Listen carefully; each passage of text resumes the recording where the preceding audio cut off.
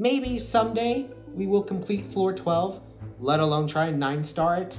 Yeah, well, I imagine it'd take a year before that would happen, yet here we are, how I beat floor 12 of Abyss.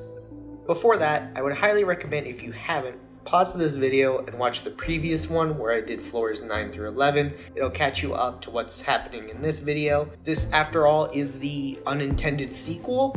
Alright, we good? Great. Floor 12. You're wondering why I didn't attempt this in the last video? The simple reason is the first chamber cucked me. Now, all these chambers on floor 12 are difficult to 3-star because you have to complete both halves within 3 minutes. The enemies are also 5 to 10 levels higher than the level cap of your characters, but obviously that doesn't stop anyone who's successfully completed this before. Since my overall damage and stats still have a lot of room to grow, I decided instead of trying to get 9 stars, I would just go for completion. And let me tell you, I was mainly fighting for my goddamn life. If I even had a chance of trying chambers 2 and 3, I needed to survive chamber 1. I know it sounds like John's, because it is, but I swear, the AI are learning. These Geo Bishops were constantly jumping. They behaved differently than in the overworld or domains, for me at least. I mean, it wouldn't be an Abyss video if I wasn't suffering. So you're wondering what changed? Was it my team comp? Did Mihoyo secretly lower the difficulty? No, it was the moon blessing. I didn't mention it in my last video because generally there are small buffs that I haven't really noticed had too much impact before, but I argue this one was a great moon blessing. Every time I trigger a swirl reaction, it creates an aura field where the reaction took place, and it will inflict 1 count of damage to opponents within it every 2 seconds while active. Basically, it's a free 7,800 physical damage every 2 seconds when active, which is fantastic against everything except the Abyss shields, but we happily take it. It is literally free damage. Also, just gonna share this random moment with you all where the cryohypostasis on floor 10 just became passive for 10 whole seconds for no reason. Aside from these Geo Bishops hitting pretty hard if I didn't have a constant shield or wasn't careful, the first chamber doesn't have much to it. Venti is here more for the next 2 chambers, but he still provides a lot of value for those swirl reactions and his insane energy recharge. Zhongli is here because, you know, Geodaddy Big Shield, and his ult does keep us safe. Bennett is our good boy healer and provides attack boost for the team when he activates his ult. And the Goddess of Destruction Klee is, well, self-explanatory. As for Team 2, I had Ganyu and Barbara as my freeze comp. Yes, I know there's way better options, but managing resin for farming materials to upgrade more characters is rough late game. Sucrose was the main swirl trigger of the team, and Zhao does most of the heavy lifting with his DPS. And after the first 10 attempts, I finally cleared Chamber 1 with most of my team having a good amount of their HP and their ults charged. Chamber 2. Okay, legit, I waited for the buff cards to reset into something like attack plus 20%, but I got Elemental Mastery plus 80 3 days in a row and finally gave in. It's not the worst card to have since Swirl benefits heavily from EM as well as other reactions.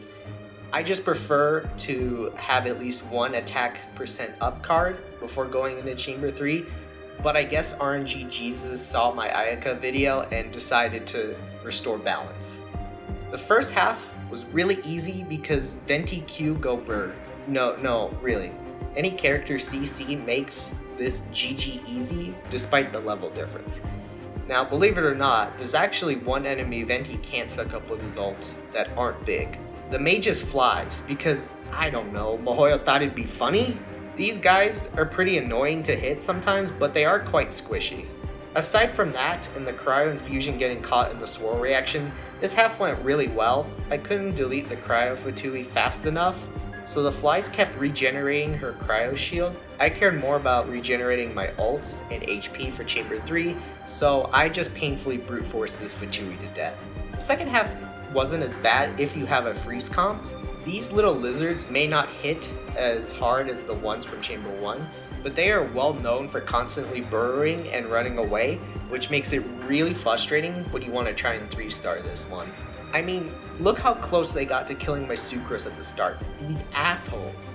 After that, there's just this big guy, definitely easier than his cryo cousin, but this one in particular is tough because of the aura effect around him, generating a line of moving rocks mostly in front of him, and it does a surprisingly large chunk of damage and can hit multiple times.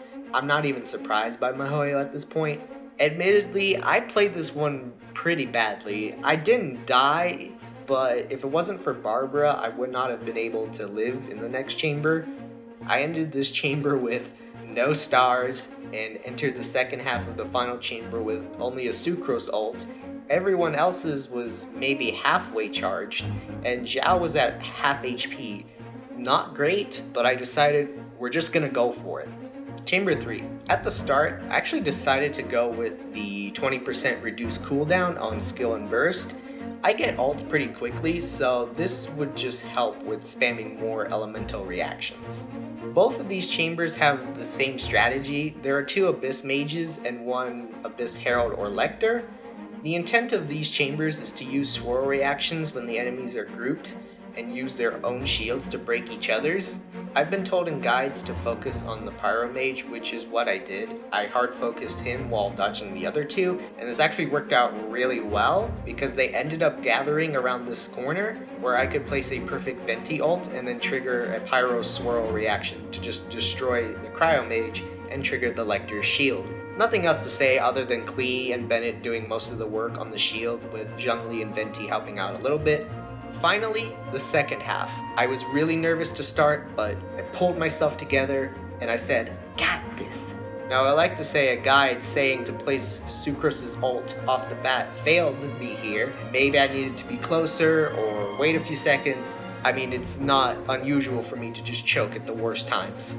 I focused on the Pyro Mage again as before, which you in the comments can argue maybe wasn't the best idea because my team experienced freeze hell. It's an unfortunate consequence of bringing Barbara as my healer against a cryo enemy that I didn't really think about till now. Regardless, I still pushed forward, killing the Pyro Mage, then the Cryo Mage, while the Moon Blessing also withered down the Herald slowly. You already know how this is going to end, with a bunch of swirl and freeze reactions, until the level 100 Herald fell in defeat.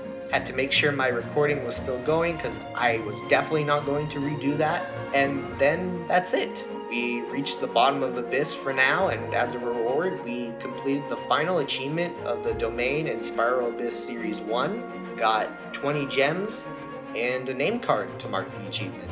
And of course, an artifact with trash stats. With that, the Abyss journey has come to an end. Was it worth it? Who knows, it's up to you to decide.